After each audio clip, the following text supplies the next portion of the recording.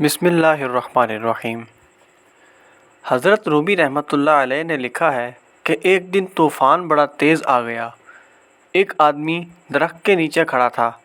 وہاں ایک بزرگ بھی کھڑے تھے، دو اور نوجوان بھی کھڑے تھے۔ اس بزرگ نے سب لوگوں سے کہا کہ طوفان بہت تیز ہے، ایسا نہ ہو کہ درخت کا کچھ حصہ ٹوٹ کر ہمیں لگ جائے۔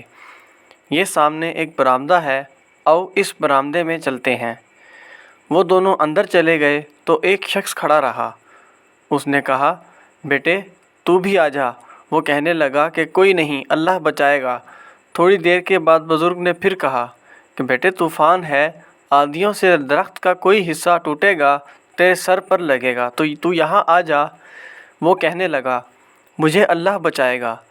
دو تین دفعہ کہنے کے بعد وہ بزرگ خاموش ہو گئے۔ تھوڑی دیر بعد ایک آدمی وہاں سے گزر رہا تھا۔ اس نے گزرتے ہوئے کہا کہ بھائی برآمدے میں چلا جا، طوفان تیز ہے، کوئی چیز تیرے سر پر لگ جائے گی۔ وہ کہنے لگا، نہیں، اللہ بچائے گا۔ وہ گزرا، ایک اور شخص آیا۔ اس نے بڑے پیار سے کہا، پیچھے سے ہو کے آ رہا ہوں، طوفان بہت تیز ہے، آگے میں نے درخت گرے ہوئے دیکھے ہیں، تو اندر چلا جا۔ وہ کہنے لگا، مجھے اللہ بچائے گا۔ ایک تیسرا شخص آیا، اس نے بھی کہا، لیکن وہ وہیں سے نہ ہٹا۔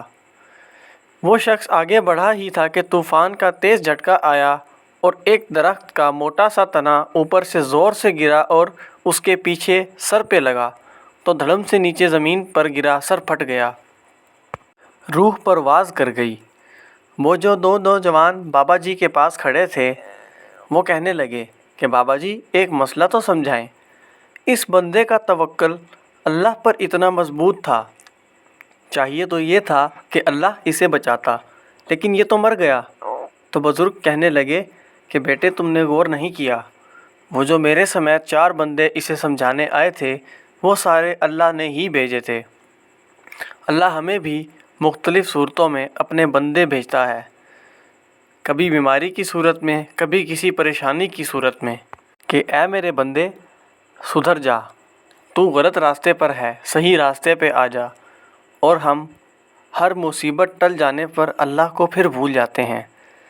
دراصل ہم لوگوں نے یا کچھ نہ کچھ سمجھ لوگوں نے توکل کا معنی ہی غلط لے رکھا ہے، جبکہ حضور علیہ السلام نے فرمایا کہ پہلے اونٹ کو اچھی طرح باندھو اور پھر خدا پر توکل کرو۔